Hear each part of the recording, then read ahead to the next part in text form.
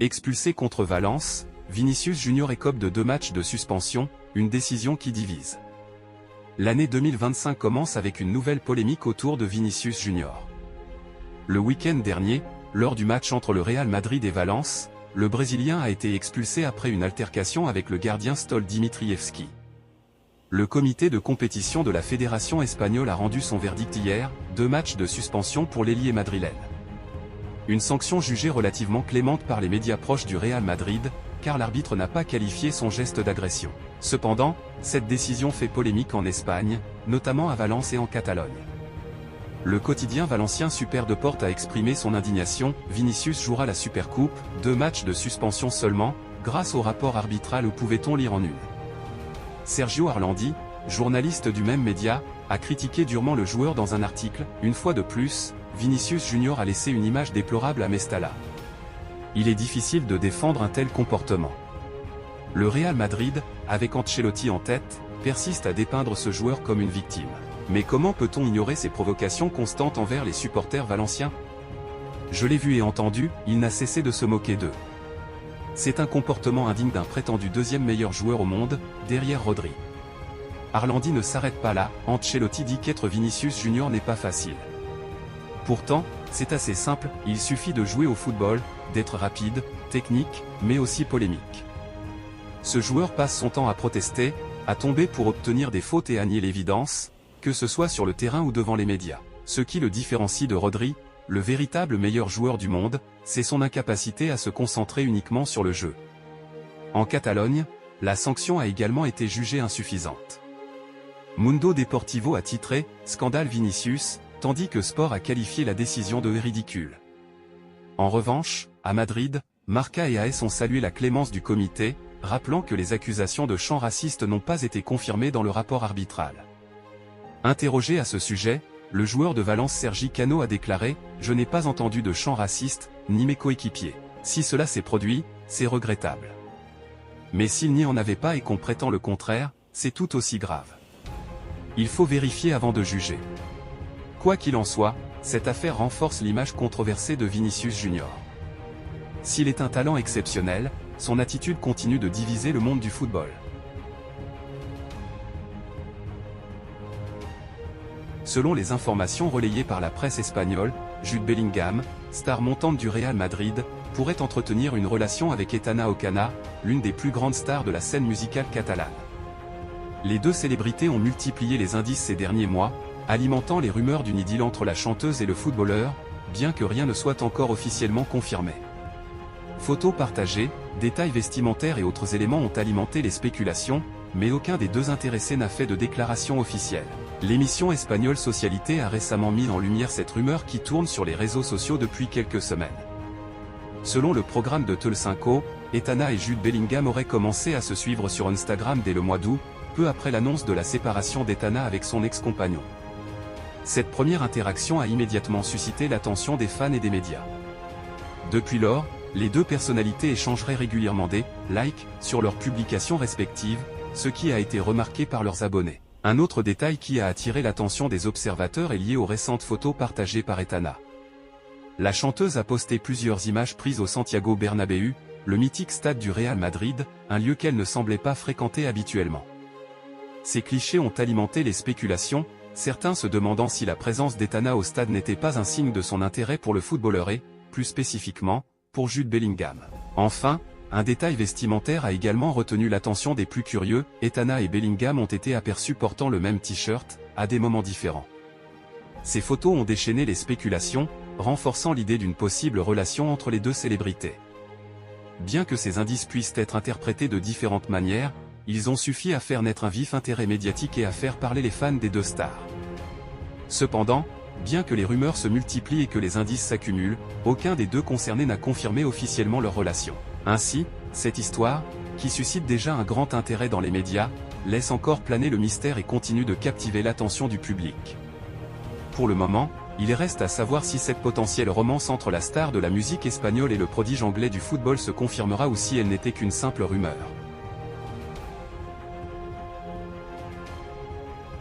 Zinedine Zidane devra encore faire preuve de patience, mais 2026 pourrait bien marquer son retour tant attendu sur un banc de touche. Depuis plusieurs années, l'ancien entraîneur du Real Madrid suscite l'intérêt de nombreux clubs et sélections, mais il a toujours choisi de décliner ses propositions. Après son deuxième passage remarqué à la tête du club madrilène, Zidane a opté pour une vie plus discrète et apaisée, entre Madrid et Aix-en-Provence. Lors de cette période, l'ancien numéro 10 de l'équipe de France a trouvé un équilibre entre ses diverses passions, notamment le padel, et ses engagements personnels. On l'aperçoit également parfois dans les tribunes du Santiago Bernabéu, observant de loin l'évolution de son ancien club.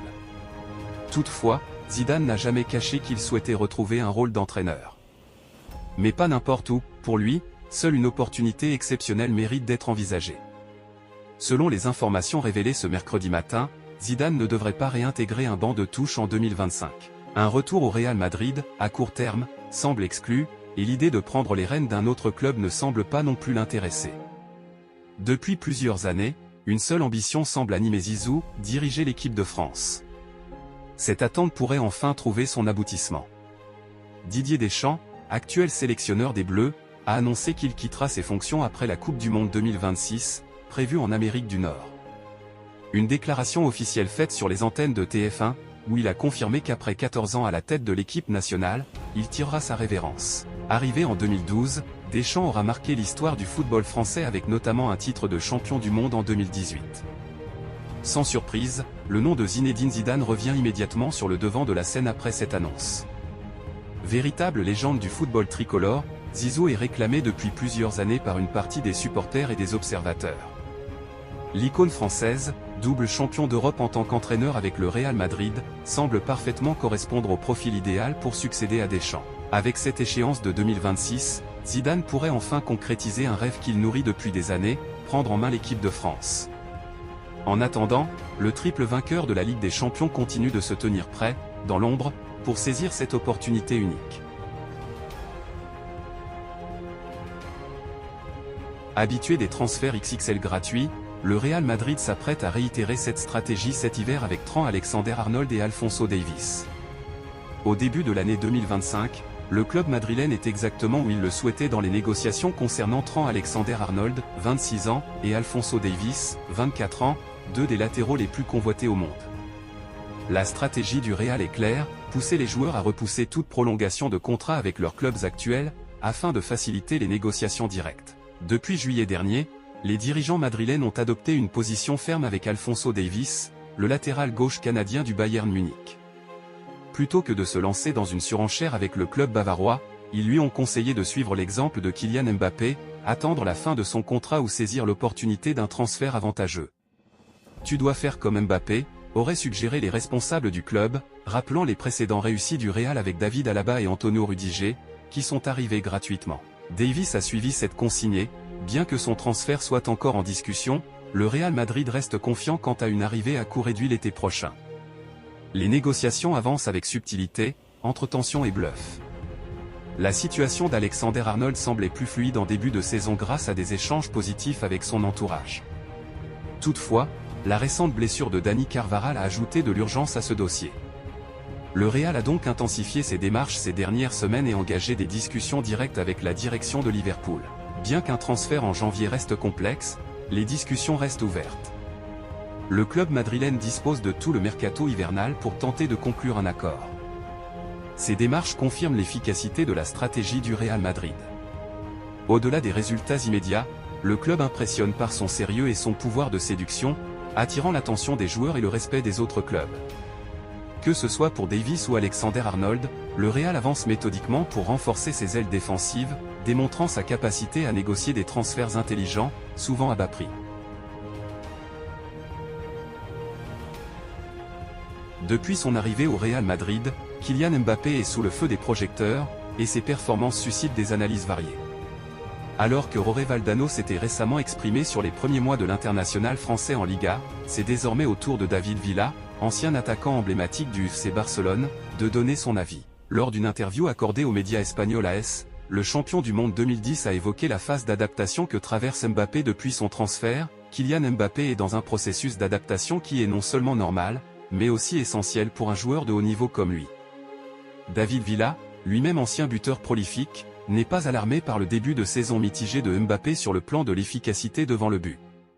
Même s'il joue en tant qu'attaquant, je ne crois pas qu'il soit un attaquant classique, comme j'ai pu l'être. Il a des qualités bien supérieures aux miennes dans certains domaines, mais il faut comprendre qu'il est difficile de porter le poids des attentes qui consistent à marquer 3 ou 4 buts par match. L'Espagnol a également tenu à souligner que le manque de réalisme devant le but est une problématique que connaissent tous les joueurs, même les meilleurs. D'accord, il manque parfois des occasions importantes. Mais qui peut se vanter de ne jamais en manquer? Malgré cela, il a déjà inscrit un nombre tout à fait respectable de buts. Villa ne cache pas son admiration pour le joueur, tout en adressant une remarque sincère sur son ancien rival, le Real Madrid. Bien que je ne sois pas du genre à faire des compliments au Real Madrid, je dois admettre que c'est une excellente nouvelle, non seulement pour Madrid, mais aussi pour la Liga, d'avoir un joueur comme Mbappé. Mbappé, quant à lui, semble conscient des attentes et continue de travailler pour s'imposer comme une pièce maîtresse dans le système de Carlo Ancelotti. Si ses débuts sont parfois jugés en demi-teinte, il ne fait aucun doute que son talent, son travail et son ambition lui permettront de répondre aux attentes. En Liga, le Real Madrid reste engagé dans une course acharnée pour le titre, tandis qu'en Ligue des Champions, la situation se complique. Mbappé sait qu'il est attendu au tournant, et ses performances lors de la seconde partie de saison pourraient être décisives, tant pour son avenir personnel que pour les ambitions collectives du Real Madrid. Avec le soutien de ses coéquipiers et l'expérience qu'il accumule jour après jour, l'international français a toutes les cartes en main pour prouver qu'il peut devenir le leader tant espéré par les supporters madrilènes. Le Real Madrid entame aujourd'hui un processus électoral crucial pour son avenir. Florentino Pérez, largement pressenti pour être réélu, ambitionne de transformer en profondeur le modèle de propriété du club. Dans un communiqué publié le 2 janvier, Florentino Pérez a annoncé la tenue d'une réunion du conseil d'administration ce jour à 17h30 pour lancer officiellement les élections en vue de désigner le président et le conseil d'administration pour les 4 prochaines années. Conformément au statut du club, les candidats auront 10 jours à compter de cette annonce pour soumettre leur dossier. À moins d'un rebondissement majeur, Florentino Pérez devrait se porter candidat pour un nouveau mandat. Toutefois, cette élection pourrait marquer un tournant décisif dans l'histoire du club, car elle pourrait bien être la dernière. Le président en place travaille depuis plusieurs années sur un projet de réforme radicale visant à modifier le modèle de gouvernance du Real Madrid. Cette initiative, qu'il qualifie de priorité absolue, pourrait voir le jour au cours de son prochain mandat. Lors des dernières assemblées générales, Pérez a dévoilé les grandes lignes de ce projet, sans en préciser tous les détails. Son ambition est de faire évoluer le Real Madrid vers un modèle où les socios, actuellement propriétaires du club, deviendraient des actionnaires. Si le club ne deviendrait pas une société anonyme, ce nouveau modèle s'en rapprocherait fortement. Le plan repose principalement sur un partage des actions entre la Fondation Real Madrid, qui détiendrait 51% des parts, et les socios, qui conserveraient les 49% restants. Ces actions seraient intransférables hors du cercle familial, empêchant ainsi leur vente à des tiers. Notre objectif est de garantir que les socios restent les propriétaires du club et de son patrimoine économique, a expliqué Pérez lors de la dernière assemblée. Pour que ce changement devienne réalité, l'accord des socios sera nécessaire. Ces derniers seront appelés à se prononcer lors d'un référendum. Les socios auront le dernier mot. Nous veillerons à ce que le patrimoine du Real Madrid reste entre nos mains, a-t-il affirmé. Si Florentino Pérez est réélu, comme tout semble l'indiquer, ce scrutin pourrait poser les bases d'une transformation historique, renforçant à long terme l'indépendance et la pérennité du club.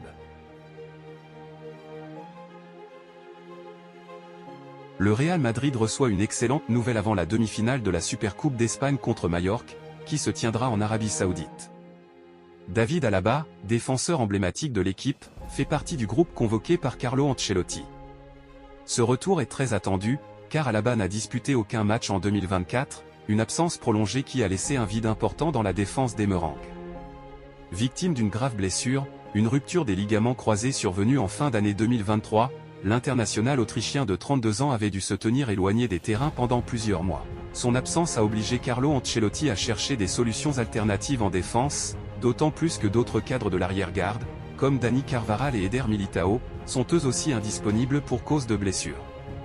Cependant, le retour d'Alaba marque un tournant important pour le club madrilène, qui peut commencer à envisager une défense plus solide et expérimentée. Pendant sa période de convalescence, l'équipe a souvent été contrainte d'aligner des jeunes joueurs ou des éléments moins habitués à évoluer dans des postes défensifs, ce qui a parfois pesé sur les performances collectives. Malgré ces difficultés, le Real Madrid a su rester compétitif et se maintenir dans la course pour les titres.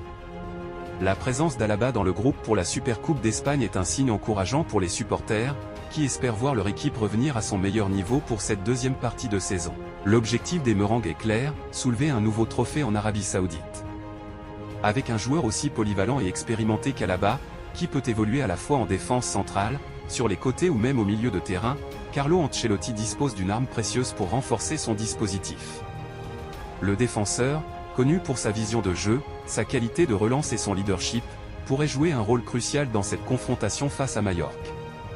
Ce retour est également une bonne nouvelle sur le plan mental pour l'équipe. Voir un cadre revenir à la compétition après une longue période de doute est toujours un moment galvanisant, surtout dans une phase aussi décisive de la saison. Si Carvajal et Militao restent pour l'instant à l'infirmerie, celle-ci commence à se vider progressivement, ce qui est un autre signe positif pour le Real Madrid. Les supporters espèrent maintenant que David Alaba retrouvera rapidement son meilleur niveau et pourra aider son équipe à atteindre ses objectifs. Sa présence pourrait bien être le facteur clé pour permettre aux Merengues de briller dans cette Supercoupe et au-delà. Les récents échecs sur pénalty du Real Madrid ont mis Carlo Ancelotti dans une situation inconfortable, au point que l'entraîneur italien a décidé de prendre les choses en main.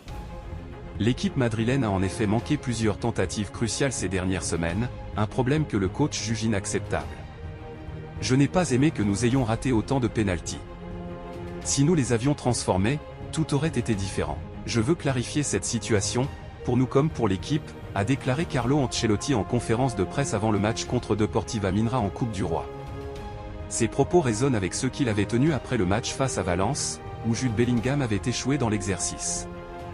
Un échec qui s'ajoute à ceux de Kylian Mbappé, coupable d'avoir manqué 2 pénaltys en début de saison. Pourtant, Ancelotti avait adopté une approche différente en début de saison.